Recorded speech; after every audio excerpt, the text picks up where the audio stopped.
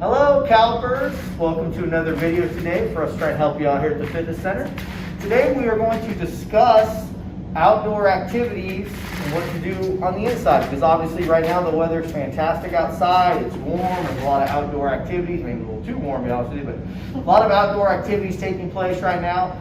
And obviously a lot of us sometimes struggle to transition from outdoor activities into indoors, everywhere from boredom, don't like the environment. So today what we're going to try to accomplish is basically show you guys some ideas. If you enjoy your outdoor workouts and wintertime's coming and you might find yourself in a little bit of lull as wintertime rolls around, we're going to try to give you some ideas of what you can do inside the gym that'll keep you interested, motivated, plus help you for when the weather does take a turn and ours starts getting better again, that you actually might perform better when that time comes around. So that's our goal today. This is Morgan, this is Allie. We're going to take you through our suggestions, okay? All right, thank you. Hello, CalPers. So I know a lot of us like to run during the summertime. A lot of us like to go outdoors, trail running, hiking, running, all those different activities. Obviously, as wintertime comes in, that becomes more difficult. Some trails aren't even available in the wintertime. And let's face it, it's difficult to match the outdoors experience compared to the indoors. But what I'm going to show you right here is a quick little HIIT routine that you can do not only to improve your running, hiking, all of the above, but at the same time it's a great conditioning workout. And again, you probably, like I mentioned in the intro, you're probably a little surprised if you actually do this consistently until the weather turns around. You'll actually probably notice a pretty good improvement in your running / hiking when that time rolls again. So just to give you a quick little background, let's say you run an 8-minute mile.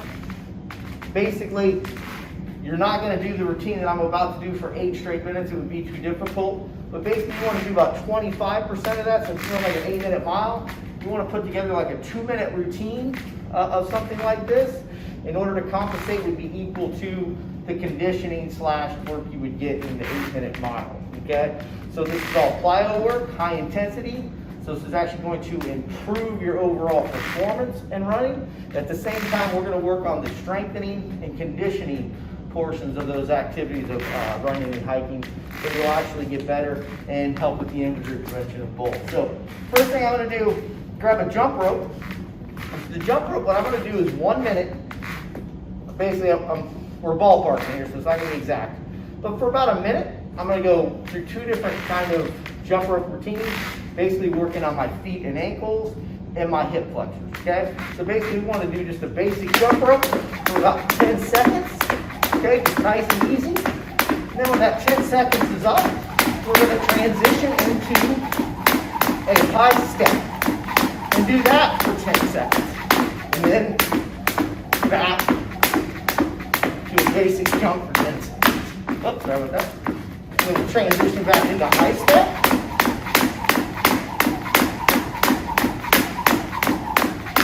So again, you'll go back and forth between those 2 movements for about a minute, okay? From there, obviously your heart rate will be going. Just doing it for the 30 seconds that I did. I'm already breathing heavy, so we're going to slow it down a little bit. Transition into Bulgarian Squats to work on that strength of those legs and individual hips, which is fantastic for running, okay? And hiking also. So that high stride you got to do in hiking, going up the slopes, this is fantastic to strengthen those legs, to make those positions easy, okay? So you basically do about 10 each leg. First time you've ever done them, might be more like 3 or 4, but you want to aim for like 10 to 12 each leg. From there, we're going to get into a little bit more plyo. We're going to do plyo step-ups. Put my foot flat. Basically want 90 degrees right with this leg. And basically I'm going to power up through that step up. So a normal step up is foot flat, drive up, knee up, right back down. Notice the difference in what I just did. I'm going to power through that step up. I actually lifted off the platform just a little bit, and then I alternate legs. The other side. Basically, we want to do power plyo for about 10 each leg also. Okay? So again, about a minute of jump rope, 10 to 12 reps. Bulgarian squats, 10 to 12 plyo step ups. Okay? And then we're going to finish off with a little balance and stability. Move over to the Bosie ball, take a nice comfortable stance, squat a little bit, get those quads activated, feet and ankles activated. We're going to do simple back and forth side steps. We want to do this about 10 each leg.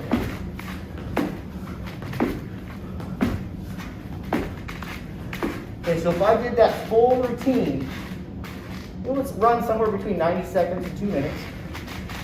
Maybe longer if we just started, and possibly quicker. We've been doing these movements for a little bit, we're in a little better shape. But again, our goal is whatever mile we run, or if it takes us, say, 15 minutes to hike 1 mile, then we want to do for like 2-3 minutes. Same thing, if we run an 8-minute mile, we want to do this for like 2 or 3 minutes. Basically, that will develop a combination of the strength and endurance we need. At the same time, improve our mechanics, improving our safety. And you might be surprised next summer just how much better it all feels and how much better you do. So again, that's my little quick routine in order to help bring the outdoors and the indoors, make you feel better, make some improvements. Thank you. Hey guys, today I'm going to be talking a little bit about some sports agility training as well as some circuit training. So this is going to be great for anybody who likes to take advantage of a lot of those summer recreational sports leagues maybe, or maybe even just for my runners or those that like to do, like those obstacle courses that you see in the park, those kind of things. So we're going to be doing some circuit/HIIT training. I've got my ladder here. You can find these on Amazon for like 10, 11 bucks, things like that. And if you don't have one, don't worry, you can get creative. Grab some masking tape maybe a couple lines on your floor. That works just as well. You kind of just want it for a little bit of extra agility training. I've also got some weights here. Those are totally optional. I'm going to show you some options today of what you can do. I'm not going to run through one full circuit with you guys, but I will absolutely be demonstrating. So this is great for anybody that's working on agility training, like I mentioned before. This is going to help with your agility, your speed. And then also we've got some strength training in as well as cardio, so it's great for cross training and any sort of periodization. If you're playing sports, that is of course great exercise, but you can't just play that sport. It's actually not good for our bodies. It causes overuse. It can lead to injuries and things like that. So we want to be cross training and of course strengthening our bodies in ways that are going to help us improve our performance in that sport. So I'll give you a couple examples here. Once you spend about a minute doing a strength exercise, you have so many options here. You can do squats, you can do lunges. I've got the weights here. Maybe you're doing some bicep curls, tricep kickbacks. All of those are great options. So you're going to do 1 minute of a strengthening exercise, and then you're going to do 30 seconds of a high intensity interval. So of course with the ladder, the first thing that comes to mind is a quick fast foot sprint. Now I shortened my ladder barrel up a little bit just so that I have enough room for you guys, but you can extend this out as long as you want to. Another couple options, you can go for a great ride. I really recommend doing this in both directions. It's so good for your body to move sideways because we never do. We always move forward. So it's great to move sideways, use muscles you don't usually use. That being said, it's also great to go backwards. Backwards is always an option as well. And then you can actually also use this for some strength training. Maybe we're going to do some pivot squats here. Really work our way through that ladder barrel. So those are just a couple ideas for you. And if you're really interested, go ahead, please email us here at the fitness center. We can give you a whole bunch of ideas for circuit training. And taking a lot of those exercises that you love outdoors, helping them translate to indoors as the temperatures get colder, as well as helping you train in a way that's going to make you perform better at that sport of choice. So thank you guys so much. I'll see you again at the end. Hello Calpers, Morgan here with Allie. Basically, we are going to give you a small demonstration of what you can do with the treadmill to try to simulate a nice outdoors workout. I know some of you are probably out there right now where you hit the park, get a nice run in, hit the pull-up bar, do some push-ups, do different variety of things like that. There's nice little workout stations at a lot of parks these days. So I'm sure you're doing some type of workout like that, which is fantastic. So we're going to try and demonstrate a nice little workout today in the gym that you can do for those rainy days if you can't make it outdoors for that type of workout. So we're going to start here with Allie. The first thing we're going to do is work on a little bit of a conditioning activity. She's going to take the dumbbell. We're going to work from a squat to shoulder press. So she's simply going to drive up and one arm press. Yes. And she's going to do 8 to 10 reps of this, okay? And notice she's got nice square feet, dipping down with her hips, not falling forward, driving up the shoulder, pushing through that front shoulder to make sure she gets nice shoulder work. You want to make sure you get both sides. So Allie goes and switch to your other side. So again, our goal is like 8 to 10 reps of that. I don't know how many she did, but that's the goal. We're going to do like 8 to 10 reps of that shoulder press. Okay, good. So she does the left side, make sure she gets both sides. And from there, we're now going to transition into a weighted ball over the shoulder toss. Okay? Basically, we're going to stick with the conditioning theme right now. So she's in squat position. She's going to drive up through those hips just like she would a normal squat. And she's going to toss that ball over her shoulder to get a little upper body activation with those shoulders and back, okay? And again, we're looking at 8 to 10 of these on each shoulder, okay? 8 to 10 on each shoulder, okay? By the time she's done with this, she does the proper 8 to 10 each side. Now she's gonna be a little burnt out as far as that heart rate a little bit. She's gonna start getting tired, she's gonna be breathing heavy. It's gonna be time to move on now where we're gonna work on a little leg strengthening. That brings us to our treadmill.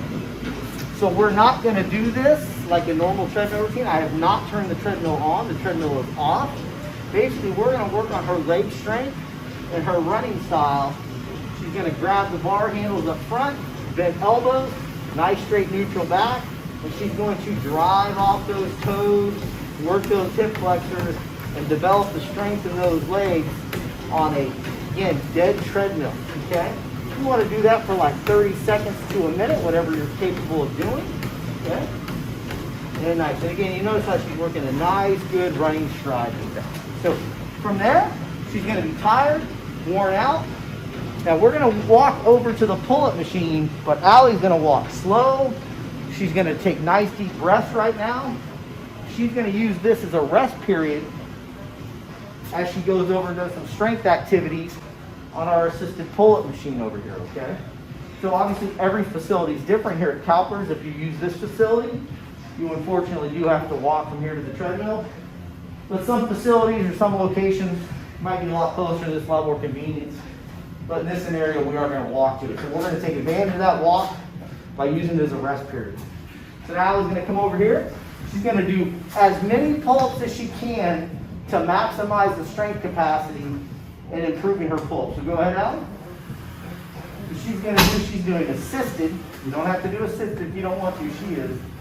Basically, Allie's going to do as many pull-ups as she can, trying to use those lats, really focus on that lat strength and back strength. And again, this is a strength activity, so again, she wants to make sure she's got proper form, and she's really maximizing how much effort she's putting in order to improve those strength gains. You only get stronger if you put stress on the body that forces change. So she needs to do as many as she can with the best form she can.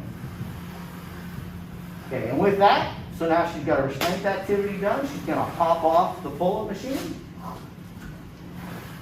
She should be winded from that also. That should have taken a lot of exertion. She should be completely drained.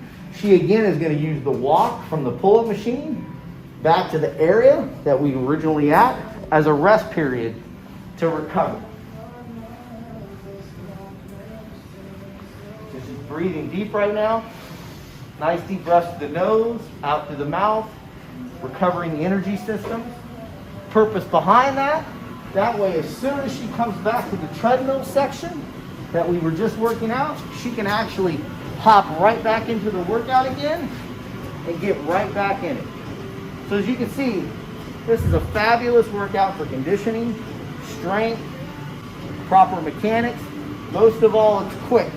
I understand outdoors, it's nice, got the sunshine, makes you feel good. Let's face it, when you come inside a gym sometimes, people get bored. That's one reason we don't be here. So hopefully this is a nice, quick, efficient workout. Gives you a similar feeling as doing athletic work outside, and you can get the same results from that. So I hope that helps. From Allie and I, thank you. Well, Calpers, I hope in today's video we gave you some good ideas on how to bring your outdoor workout indoors for those times it's necessary. And again, I just want to reiterate that a lot of things we just showed you actually will really improve your ability to do your outdoor workouts in the future. So I highly recommend you give them a try. So from Allie, Morgan, and myself, thank you. Also, I just want to take a quick moment. This is Harolda. She is our new admin here at the fitness center. So if you have any questions, you're actually working on site right now, feel free to stop by. She is working most days, along with myself here at the fitness center. So if you have any questions, again, as usual, feel free to email us. At the same time, pretty much have someone staffed up almost all the time here at the fitness center now, so please feel free to stop by and ask us any questions. And welcome to the team, Harolda. Hello, everyone. Thank you, everybody. Until next time, thank you.